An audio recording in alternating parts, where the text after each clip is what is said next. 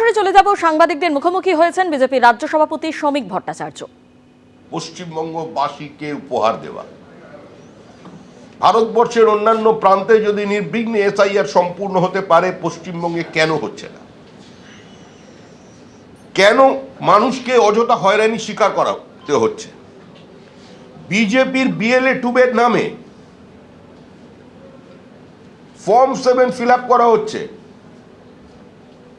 তার স্বাক্ষর নকল করে বা তার নামে সমাজের প্রতিষ্ঠিত ব্যক্তি, অত্যন্ত বেশি বয়সের মানুষজনের, তাদের বিরুদ্ধে কমপ্লেন জমা দিয়ে দেওয়া হচ্ছে এবং তাদের আজকে শুনানিতে যেতে হচ্ছে, হয়রানি শিকার হচ্ছেন তারা। যে বেশ কিছু নাম উঠে এসেছে, এর মধ্যে 90% বেশির সঙ্গে বিজেপির দূর দূর পর্যন্ত কোনো যোগাযোগ নেই। নির্বাচন কমিশনের কাজ করছে, এটা পশ্চিমবঙ্গ রাজ্য নির্বাচন কমিশনার নয় যে বোমা পড়ে কারোর পা উড়ে যাবার পরে একজন নিরাপদ আশ্রয়ে বসে নির্বিকারে রাজ্য নির্বাচন কমিশন বলতে পারেন চকলেট বাজির মতো একটা বাজি ফাটার ঘটনা আছে। প্রাক্তন ডেপুটি মেয়র মীনা দেবী পুরোহিত বুথের মধ্যে প্রেরিত হলে এবং সেখানে সমস্ত ক্যামেরা ভেঙে যাবার পরেও রাজ্য নির্বাচন কমিশন অবলীলাক্রমে বলে দিতে পারেন যে ওর ভেতরে কোনো ঘটনা ঘটেনি, সমস্ত কিছু সুরক্ষিত আছে। মনে রাখবেন, এই পঞ্চায়েতে এত লুঠের পরেও বিডিওদের কাজে লাগিয়ে প্রকাশ্যে বিজয়ী ক্যান্ডিডেটদের বসিয়ে রেখে মহিলাদের রাত্রি 1:30টার সময় পুনর্গণনার নামে তাদের পরাজিত দেখিয়ে দিয়েছেন যারা, তারপরেও কিন্তু 11,000-এর বেশি আসনে এ রাজ্যে বিজেপি জিতেছে। যারা আমাদের খুন করে মনে করেছিলেন এ রাজ্য থেকে বিজেপিকে তুলে দেবেন, তারা পারেননি। সিপিএম এর হাতে আমাদের কর্মীরা শহীদ হয়েছে, তৃণমূল কংগ্রেস সেই সংখ্যাটা ছাপিয়ে নিয়ে গেছে। কিন্তু আজকে যে পরিস্থিতি তৈরি হলো, এতে সামগ্রিকভাবে পশ্চিমবঙ্গবাসীর যে সারা ভারতবর্ষের সামনে মুখ পুরল। কেন বিচারপতিদের নিয়ে আসতে হলো? আর আজকে কেন বিচারপতিরা নিরাপত্তার দাবি করছেন? No SIR, no vote. আমাদের যা ফর্ম 7 বাজেয়াপ্ত করা হয়েছে, যে ফর্ম 7 কেড়ে নেওয়া হয়েছে, আগুন লাগিয়ে দেওয়া হয়েছে, থানায় যে ফর্ম 7-কে নিয়ে যাওয়া হয়েছে সম্পূর্ণভাবে বেআইনিভাবে, আমাদের প্রত্যেকটা অভিযোগকে গ্রহণ করতে হবে। শুধু আমাদের নয়, তৃণমূল কংগ্রেসও যদি অভিযোগ দিয়ে থাকে, সিপিএম যদি দিয়ে থাকে, আমি জানি না অবশ্য সিপিএম তো আবার এখন মুর্শিদাবাদের দিকে চলে গেছে, কেন্দ্রিক হয়ে গেছে। কমিউনিস্ট পার্টি মার্কসিস্ট ছিল, এখন কমিউনিস্ট পার্টি মুর্শিদাবাদ রয়েছে বর্তমান সম্পাদকের নেতৃত্বে। বা কংগ্রেস যদি দিয়ে থাকে, বা কোনো সাধারণ প্রতিবেশী যদি দিয়ে থাকে, প্রত্যেকের অভিযোগকে গ্রহণ করতে হবে।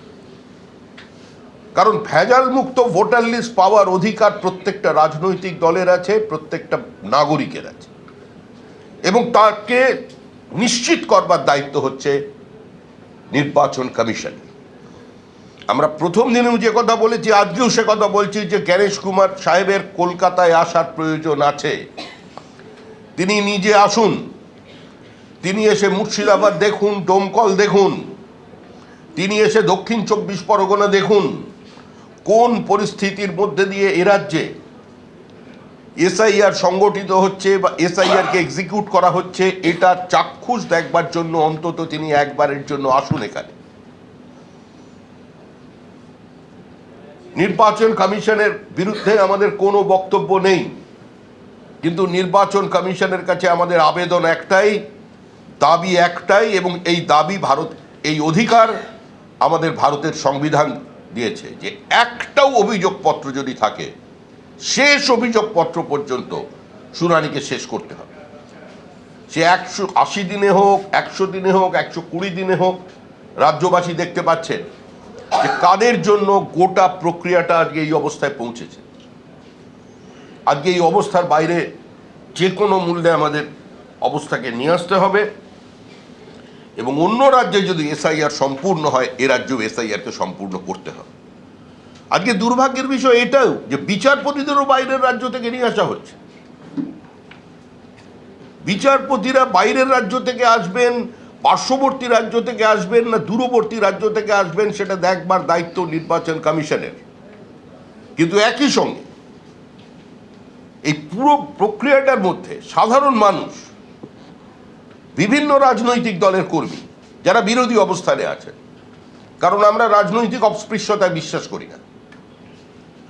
কংগ্রেসের পক্ষ থেকে যারা ফর্ম 7 জমা দিয়েছেন, সিপিআইএম এর পক্ষ থেকে যারা ফর্ম 7 জমা দিয়েছেন, যত কম সংখ্যক দিক না কেন, আমরা বিশ্বাস করি এখনো বহু মানুষ আছেন যারা আত্মসমর্পণ করেননি দুটো রাজনৈতিক দলেরই। তাদেরও যে অভিযোগগুলো ছিল সেগুলোকে গ্রহণ করতে এবং তারা যারা দিতে যেতে পারেন তাদের নিরাপত্তাকেও সুনিশ্চিত করবার দায়িত্ব নির্বাচন কমিশনের। এটা রাজ্য নির্বাচন কমিশন নয়, কেন্দ্রীয় নির্বাচন কমিশন। তাদের কাজের মধ্যে স্বচ্ছতা থাকবে, ভয়মুক্ত পরিবেশে তাদের যে অফিসাররা তাদের মাধ্যমে নিয়োগ হয়েছেন তারা কাজ করতে পারবেন, এটাই আমরা চাই। আর সমস্ত রাজ্য সরকারি অফিসারদের কাছে আমাদের আবেদন, অনুরোধ বারবার করেছি, কিন্তু তারপরেও কিছু বেপরোয়া ভাব কিছু মানুষ দেখাচ্ছেন। এভাবে কিন্তু চলবে না। ক্ষমতা দীর্ঘস্থায়ী নয়। কোনো রাজনৈতিক দল দাবি করতে পারেন না অনন্তকাল তারা ক্ষমতা ধরে রাখতে পারবে। অনিলবাবু বলতেন বামফ্রন্টের বিকল্প উন্নততর বামফ্রন্ট। আগামী 100 বছরের মধ্যে এখানে সরকারের পরিবর্তন হবে না, কিন্তু 2011 সালে সরকারের পরিবর্তন হয়ে গিয়েছে। রাজ্যের চিফ সেক্রেটারি তিনি বিভিন্ন জায়গায় মনোবল বাড়ানোর কাজ করছেন।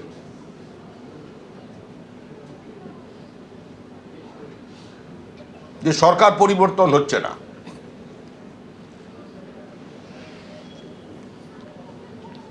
এটা কোনো উচ্চপদস্থ আমলার থেকে কাম্য নয়।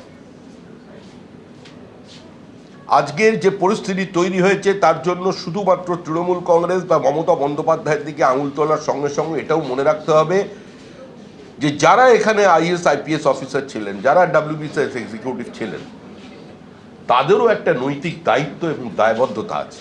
এবিপি আনন্দ, এগিয়ে থাকে, এগিয়ে রাখে।